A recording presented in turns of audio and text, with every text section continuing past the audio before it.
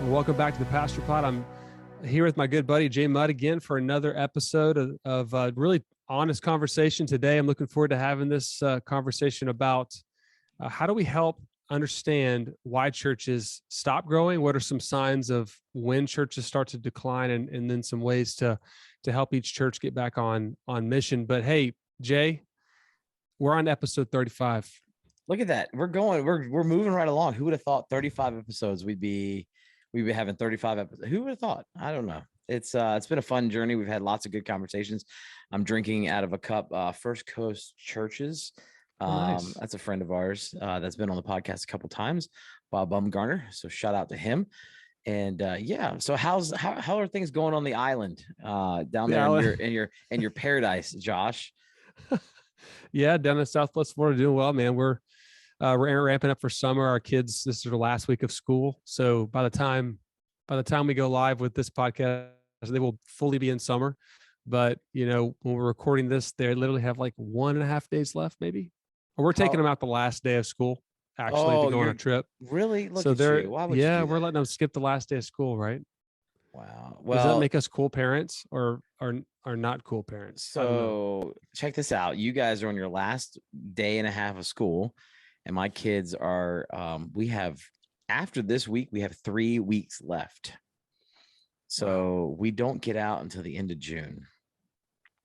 So my kids get really mad when they hear about students getting out. I was in Florida, actually, doing some work in Florida a couple weeks ago, or maybe it was last, I can't remember at this point. It all blurs together.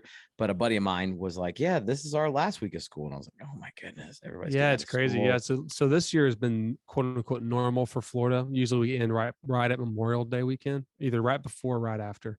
How about that? So yeah, it's pretty cool. How about It's that? hot as blazes, man. It's 90 something degrees already. So we are ready. It is fully summer in the state of Florida. How about that? It is not here in Massachusetts. My windows are open. The birds are chirping. There's a cool breeze. I'm not wearing a hoodie, so it's definitely warmer. The Jeep doors are off. The top is off. And so it's definitely good weather to be outside in Massachusetts. And so our summer has not started yet. We don't get summer until July or August here. So that's where we're at. Nice. But yeah, so Josh, things are good on the island then. I can't wait to come visit someday down there, that island. I've never actually been. And so I'm hoping to see you this summer to host you and your family. So yeah, we need to work that out. We'll work that out. We'll work that offline, but that's not what everybody came to listen to today. Today we want to talk about how we can examine, how we can be observant, how we can know if growth stops within the local church. And so I think before we even start, we probably need to define some terms, because growth can mean a lot of different things. But for our purpose here, Josh, let's take a moment and define what does it mean to stop growing? What does it mean when things stop growing within the context of the local church? How would you define that? So when I think of stop growing, it's not just numerical growth or more people. I think it's health, right? So if healthy things grow, healthy things grow deeper, they grow bigger, they grow stronger. So I think some different ways to know, is a church struggling or they're declining, or even they're plateaued and they're not seeming to move forward. Sometimes churches are unhealthy because of division. Sometimes there's financial problems. Sometimes, and we'll get into more of those as we talk. But I think ultimately, are new people getting connected? Are people coming to Christ? Is baptism normal? Are there new small groups starting? Stuff like that. Yeah, and I think you're on the right track there. I think there's some questions that church leaders should be asking themselves on a regular occurrence. We should always be self-evaluating.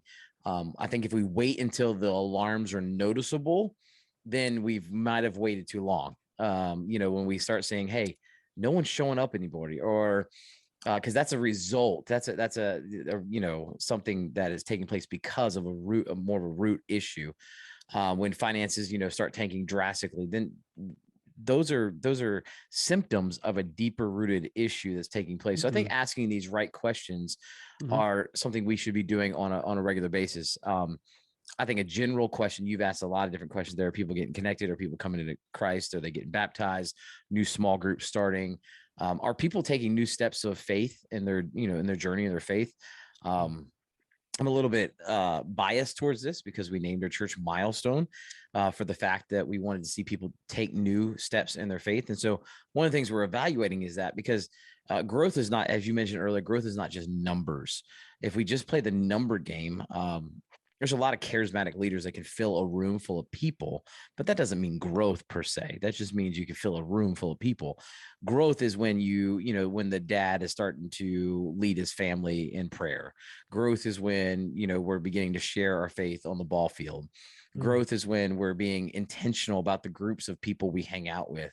Growth yeah. is when we take those new steps of faith that aren't as noticeable, maybe even maybe no one's really noticing it, but hey, God is prompting me to do more. I feel like maybe, as Paul says, in step with the Spirit. I'm keeping in step with the Spirit Mm, of God. And I think that is when those are the things we need to be asking. Now, that becomes a little bit harder to measure, which we'll talk about in a bit as well. But I believe it's important that we're asking those questions, because if we just base it off of numbers, if COVID and the global pandemic taught us anything, is numbers are not what we need to be mhm, measuring our growth by. And so that being said, I would say that's how you define growing. Are you seeing people taking new steps in their faith journey? Are they moving closer to Christ? Is their lives being transformed? And that comes out in a lot of different ways. And so I would say that's how we would define growth. So I think we're on the same page with mhm, that. But for our purposes today, when we're talking about growth, that is what we're talking about. Now, I think it's alarming because I think many pastors will not notice a decline in this type of growth. So, Josh, if a pastor is listening, they're going, okay, how do I know if my church is declining? How do I know if we're not growing? What are some indicators that you would say? I would say I would say engagement is probably one of the key mhm, things that I would mhm. look at, is like, are Yeah. people engaging? Yeah. Are they not just attending, but are they engaging? There's a difference in attending and Yeah. engaging. But Yeah. what would you say? Yeah. I think what you said about COVID's big. I had a really good lunch with a local pastor, and we were talking about kind of our stories, and we had similar stories of starting at our churches in the COVID season when it first came out, and just the challenge and the joy and the difficulty of that. And I think, at least in the state of Florida, I know it's been a lot harder for you up north. Anybody listening that's out west or in maybe a really difficult state with the rules and the guidelines, it's been different for all of us. So I get that. But I do think COVID told us the truth about some things. I think it revealed who was truly a leader, who was truly committed to the church. I think it brought out, really, if our church was flexible enough to change and try new things. So every church that was anti-online changed their theology, right? I talked to a pastor here that does work with senior homes. There's a lot of retirees, and he had to figure out how to connect with people that are in these homes where they couldn't physically be with them, and just, no matter how old the church is or younger the church is, we all had to find a way to engage and connect with people. And so, yeah, we weren't in buildings for a season. Every church is different, but yeah, engagement's big. That's huge. Are they engaging in church? Are they a part of the church? Is there a lack of passion in the leadership? Is there complacency? I think one of the biggest issues, probably for all of us as pastors, leaders, is we can get to the point to where, if we are growing or we've seen some success, we can just kind of ride the wave and stop really seeking the Lord and really having a hunger for Him. Because in growth seasons, it can sometimes feel like we're doing it, or that because of all that we've done, we're seeing growth. And yes, we have a part to play in God's mission, but if we ever get to the point to where we're complacent when it's growing, or complacent because it's not growing, and we might have excuses or reasons why our church is not helping create more and better disciples through the gospel, then I think that's probably a big part of it. And then, how many committed leaders do you have?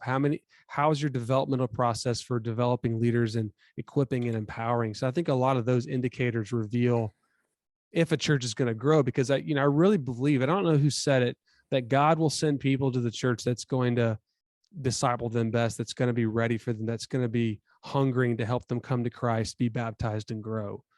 You know what I'm saying? So I Yeah. think there's a big piece of that. but yeah, like you said, man, engagements is the big word. Well, I think you said something very interesting that maybe we should just sit on for just a second, because you said, leaders, they get to a point when there is a growing season where they become complacent. And we do know that, you can only lead your church as far as you're growing. And Hmm. so I think maybe one of the things that one of the self-reflected things we can do as leaders is, if we're thinking through this idea of growth or lack of growth, if there's a decline in growth, we could, one of the self-checks we could do is like, am I currently growing?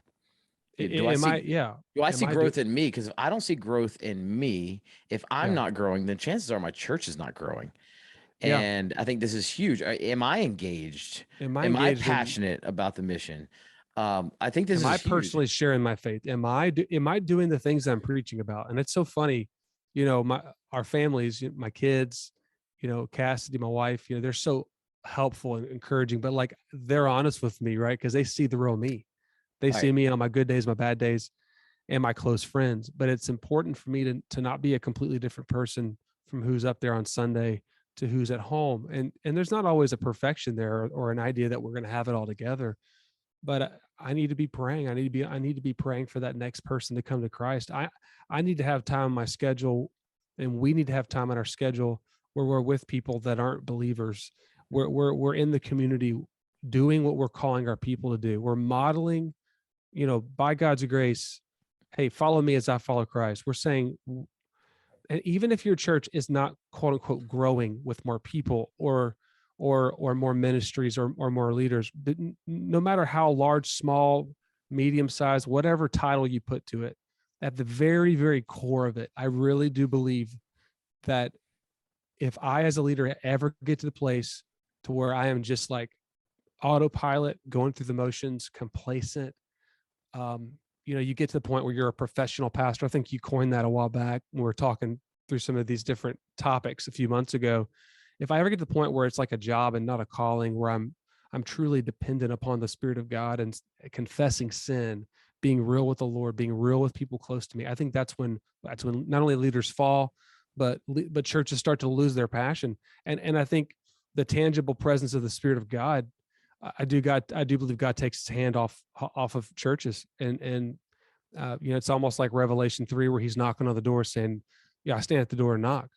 Right. If anyone here, let me in. And that's what the context of that verse, right? It's usually taken out of context. Jesus is knocking on the door of a church saying, I need to come in, and Right. you've locked me out. So I think at the very core of it, out of all this that we're talking about today, if I ever get to the point where I'm not hungry and personally worshiping Jesus and being real, then I think over time, no matter if your church is up and to the right or it's struggling, all of that is secondary. It all begins with us and our personal walk with Jesus. Yeah, I agree. And out of that, and what flows out of that, out of Mm-hmm. your growth, and that's where, remember, you're the leader of the church, the one that God has placed as the leader of that church, whether it be a plurality of elders, however you're structured or whatnot. Um, Whoever's leading that church, it is, we have a responsibility to stay close to Christ, to stay healthy, because out of that flows vision, strategy, goals, things of that sort. I think these are the reasons why many times our churches are stalling, and we can go to a program, we can and you and I are familiar with some of these terms, and maybe you are listening, you are as well. You can create your vision frame, you can create a strategy, you can do all these things, but if you yourself are not healthy, you're not going to have the stamina to sustain it. You're not going to be the one Yeah. driving it, and you've got to be the one driving it. And so we can Mm-hmm. look at it, but again, lack of vision, lack of strategy, lack of measurable goals, lack of these things are symptoms. We have to Mm. understand those are symptoms Right. of a core rooted issue, which typically rises and falls on the leadership of the church that is driving and leading others. And so that's what I would say is, when you're looking at this growth and you're trying to, identify whether or not the church is in a state of growing. Are people growing closer to Christ? Are people engaged?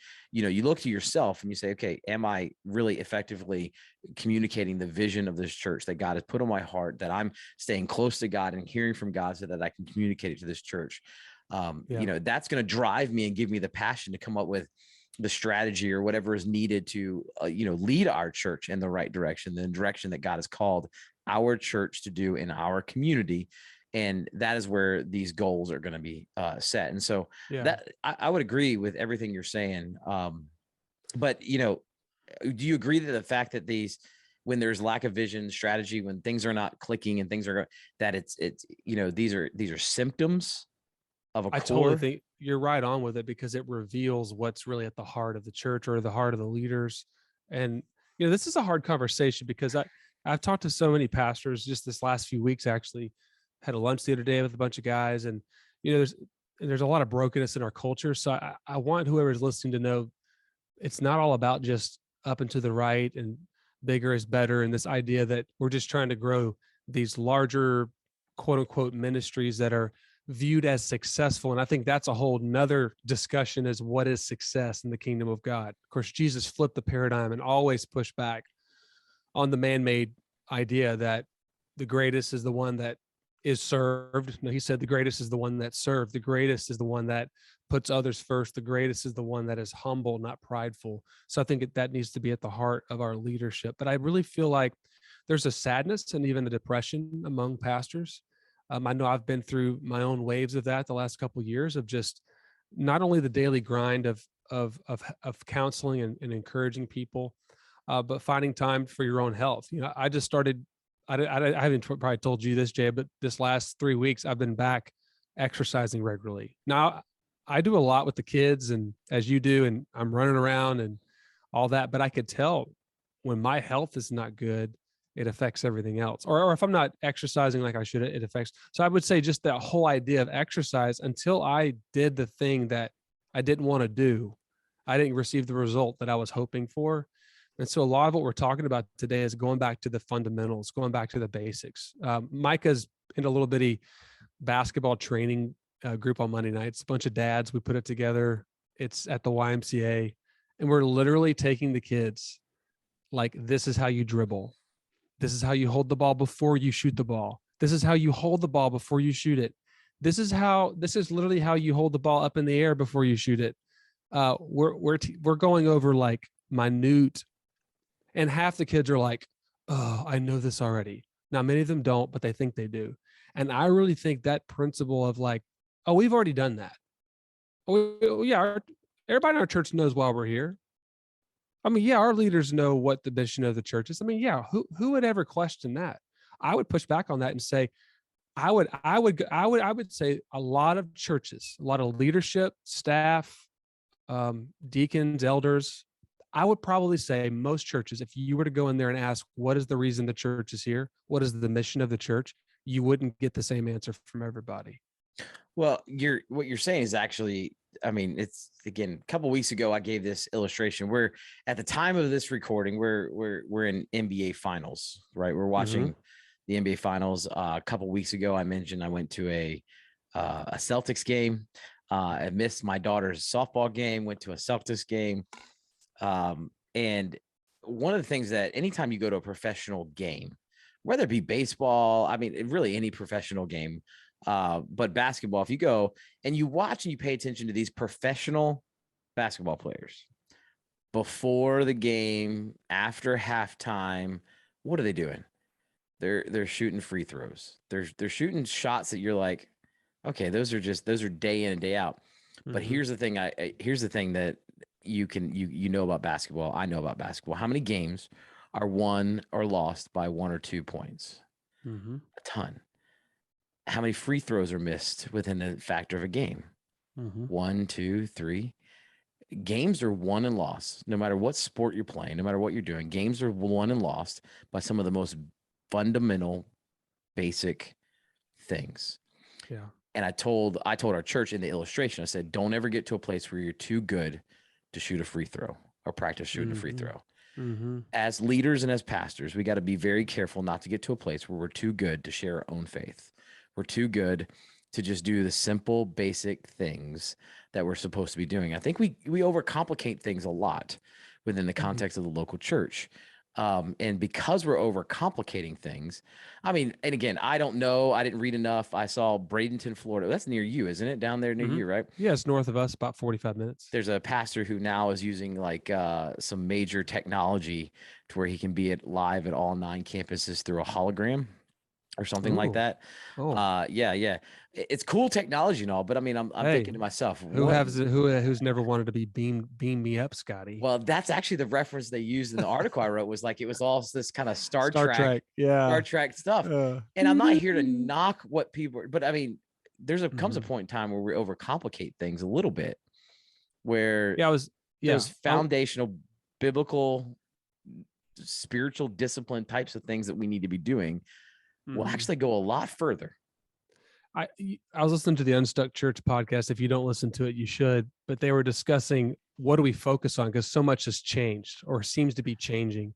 And what they were saying was, instead of just focusing on what's changing and to be aware of it, focus on what doesn't change. Every generation has people that need Jesus. Every generation has people that are grieving, that are hurting, that are angry, that are bitter, that need to learn to forgive, that don't know how to read their Bible and pray, and don't know how to lead their family spiritually, all these things. So I'd rather focus on what we can do to change and see heart change on every person, than just all the things that we can't help and we can't change, or even put our whole understanding around. Right. This is, I mean, obviously we can only cover so much within the context of a podcast today, but I think there's this awareness that we need to know. And I think if we wait for the symptoms to be so alarming that we never deal with the core things, like you were just talking about with working out, with talking about exercising, you can put off exercising for years and years and years and years, and all of a sudden you end up with some kind of health issue. And really that health issue is a symptom of lack of exercise, And it's lack of doing. drastic because it's usually the doctor saying, if you don't do this, then this is going to happen. And so it's a wake up call. And most churches will wait to that time. And I've talked to many churches over the years. They will literally go down with the ship without releasing and saying, let's part. Now it's happening. It's awesome. Stories of God just partnering with plants and revitalization, all of those great things. But man, I don't want us as pastors to wait until we get to a point to make a change. When even in growth, even if everything seems to be good, we should still ask the question, what needs to change to be more like Jesus? How do we get better? How do we grow closer to Christ?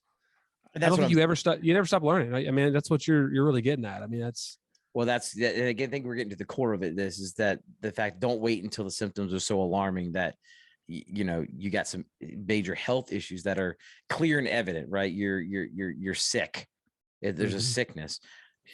You gotta actually find some ways to where we can continue to stir that growth. And so maybe good. one of the things we can sit on here as we think about this conversation is what can you do to ensure that you don't get to a point where it's completely unhealthy and you find yourself with a sick church that has gone down this road and not dealt with things. What are some ways that we can identify and stir growth continually as a day in rhythm, day in and day out rhythm in the life of the church? I think one of the first things is kind of what we're talking about, is this idea of just being honest.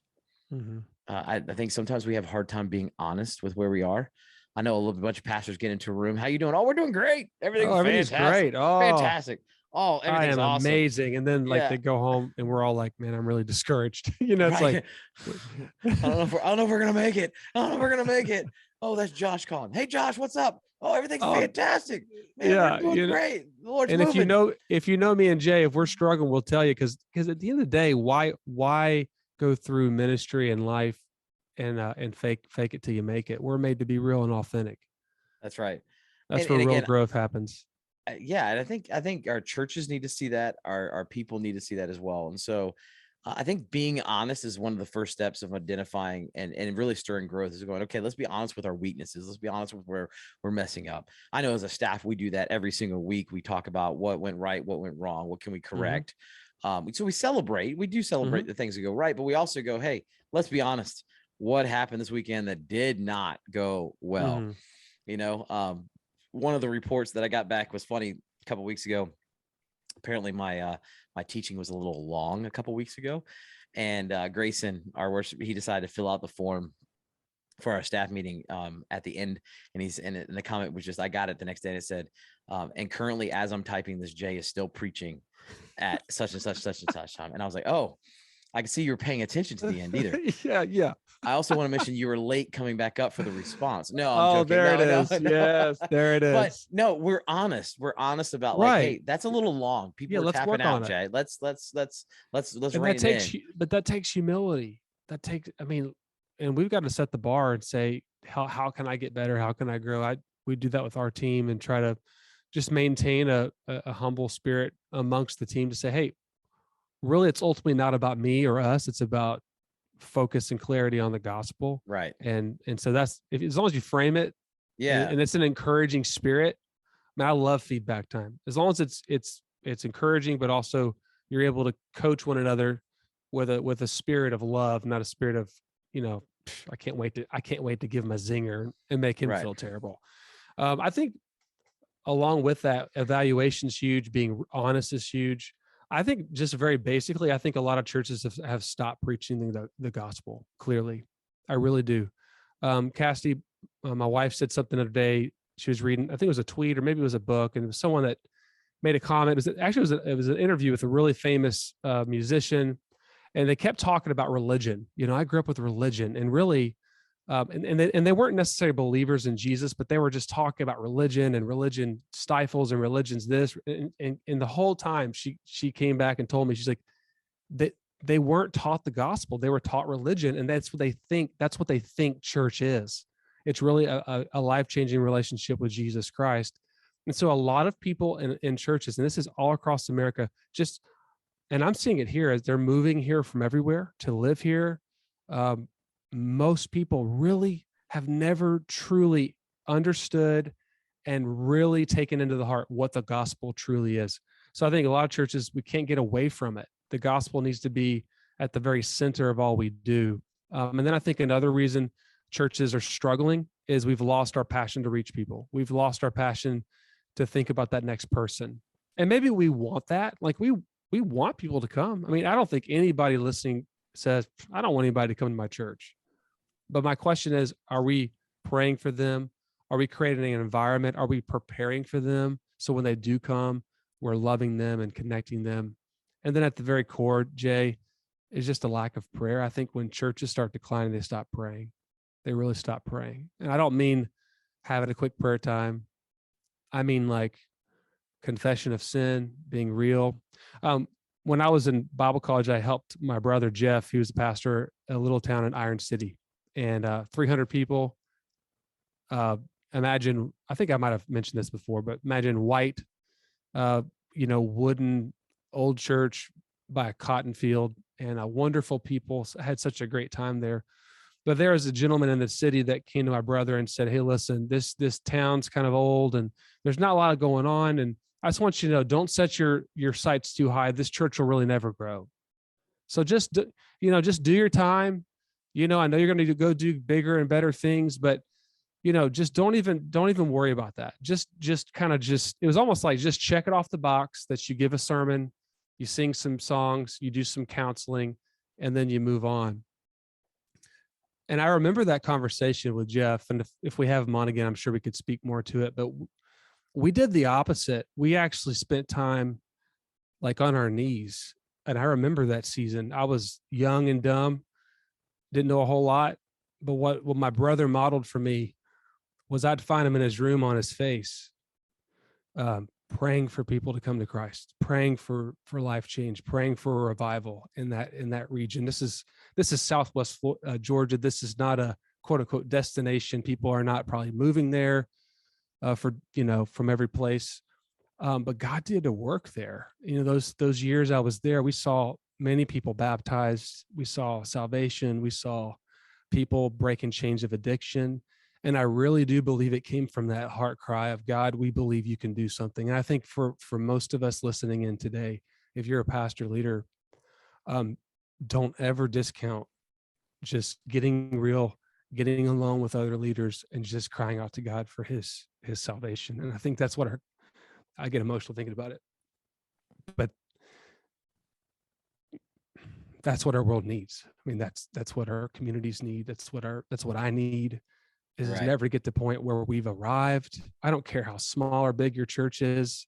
Ultimately, and I've heard it said, there's nothing wrong with a small church, but there is something wrong with a small vision. And at the end of the day, whether you're in an Iron City type of environment, or whether you're at a large city, whether you have a huge platform, or whether you're learning how to teach for the first time, or you're a small group leader, or you are a greeter at church, if we all have that spirit of prayer, that God, we believe you can do something powerful and mighty, and I'm willing to be a part of that. Boy, I get emotional thinking about that. But that's the church, Right. and that's the whole point of this podcast. Really, is just talking about how can the church, how can leaders, how can pastors, how can we as people stir one another on to live out the gospel. So, gosh, I didn't mean to go that deep here, Jay, on the pastor pod, but man, it Hey, really hit me. It hit me this week. I It hit think me it's this week. I had some, you know, I think it's good. I think it's good. And I think we should just leave it there, actually. I think that's where we need to settle in. And I think people need to hear, um, I think we need to have a season of checking ourselves, being honest, evaluation, self-evaluation. Where am I at on this? Have I lost my passion to preach the gospel? Have I lost my passion to see people saved? Have I lost my passion to get on my face and say, God, you can do more? And I want to see you do more. I want a front row seat to watching you do more than I can think or imagine, as Paul said in Ephesians. And so, yeah, I mean, growth is not what I think we define it as, and many times in the church is, butts and seats and money in a bank account. All those things are symptoms of health and symptoms of growth.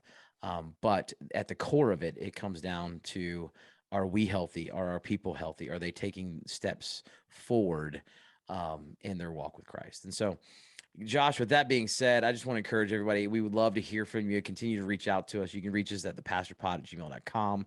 Follow us on social media. But Josh, it's been a good, fun conversation. Thank you for being real and transparent and passionate. Thank you for leading us well in that area. And so, from Josh and myself here at the Pastor Pod, we hope you have a fantastic weekend, and we hope to see you back here next week for another episode. Have a great weekend.